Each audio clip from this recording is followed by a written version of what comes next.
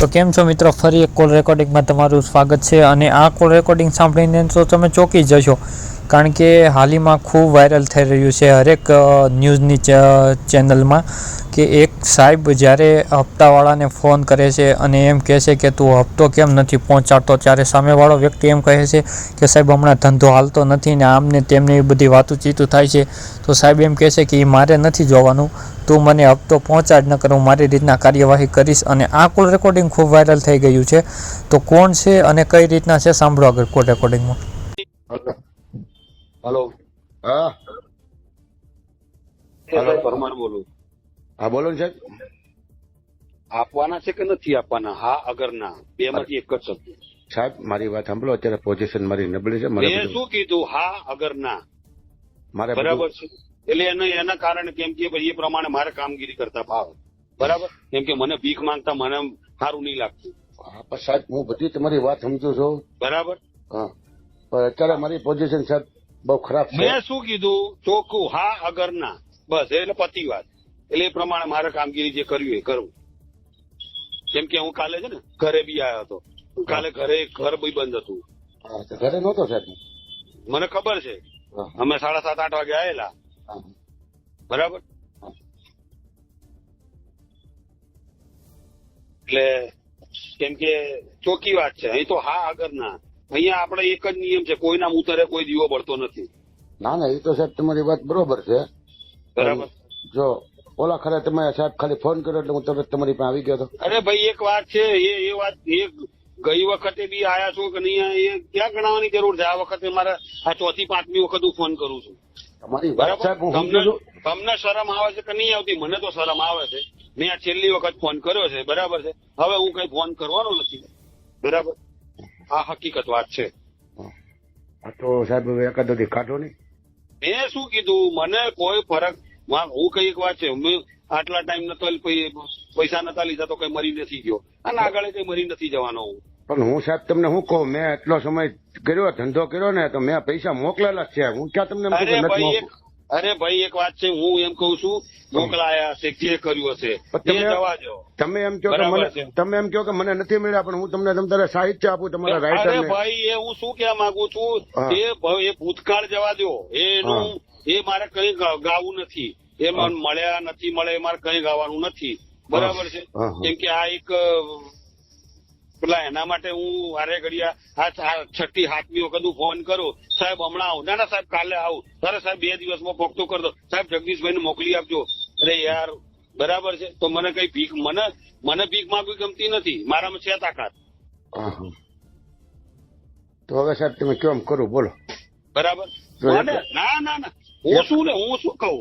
એકાદો દી જો સાહેબ નીકળે એમ હોય, બરાબર. હું શું કહું એનું કારણ છે ને. અને પછી એક વાત છે, અને પછી આ મહિને ફરી પાછો કઈક પૈસા લેવા મોકલીશ ને, એટલે એમ જ કે છે કે આ મહિને હમણાં 10 તારીખે તો પૈસા આલ્યા.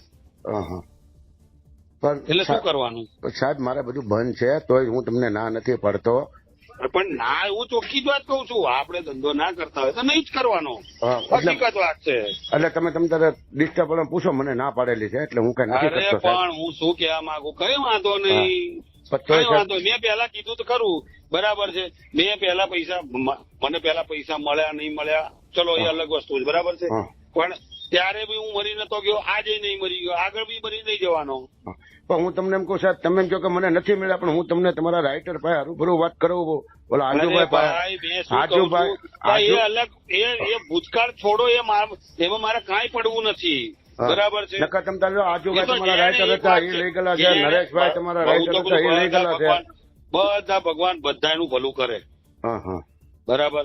હું પ્રાર્થના કરું છું ભગવાન બધાનું ભલું કરે, બરાબર. એટલે મેં એટલા માટે મેં કીધું, હું જો પૈસા મળશે સારી વાત છે, નહીં મળે તો કોઈ વાંધો નહીં. કોઈ મરતું નથી ને કોઈ મરવાનું નથી. કાંઈ વાંધો નહીં સાહેબ, હાલો હાં સુધીમાં હું તમને પોગાડી દઉં.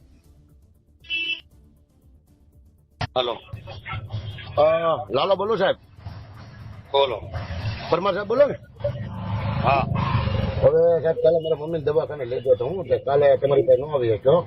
હવે અત્યારે ભૂત સાહેબ છે ને, ભૂત સાહેબ ના દવાખાને એને પાટા બંધાવું છું. હમણાં પાટા બંધાવે એટલે સાહેબ પડ્યું એટલે હું તમારી પાસે આવી જાઉં છું.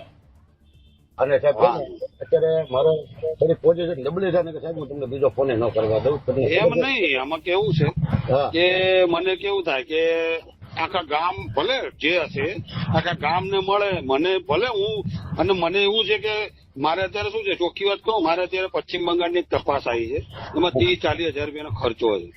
તકલીફ એ આઈને ઉભી રહી છે કે ઘરના કાઢવા પડે ને એટલા માટે, બસ એ વાત છે, બીજી કોઈ વાત નથી. બરાબર. હાલો. હા હા તો વાંધો નહીં, ફોન કરો. હું સાહેબ હમણાં નવરો પડું ને ભૂત સાહેબ ને દવાખાને તો હું હા મારા મમ્મી ને ડાયાબિટીસ ને એવું બધું લો થઈ ગયું છે ને ભાઠા પડી ગયા ને એવું છે ને, એટલે કાલના દવાખાને છું, પણ હમણાં રજા આપશે ને હવે છે ને સાહેબ આજકાલ તમને 5,000 રૂપિયા આપી, ઓલા કરે મને કંઈક ઓછું કરી દેજો તમે. વાંધો સાહેબ અત્યારે શું છે કે હવે આપણે તમને બધું ખબર જ છે, સૌના ખર્ચા હાલે. હા તે વાંધો નહીં. એ વાંધો નહીં, તો હું તમને ફોન કરી. અહીંયા છો ને? અહીંયા જ છું. હા તમે કહો કે બધા બંગાળ જાઉં છું એટલે એ માટે. ના બંગાળ 2 દિવસ પછી જવાનું. હા ભલે સાહેબ, વાંધો ને સર. હા.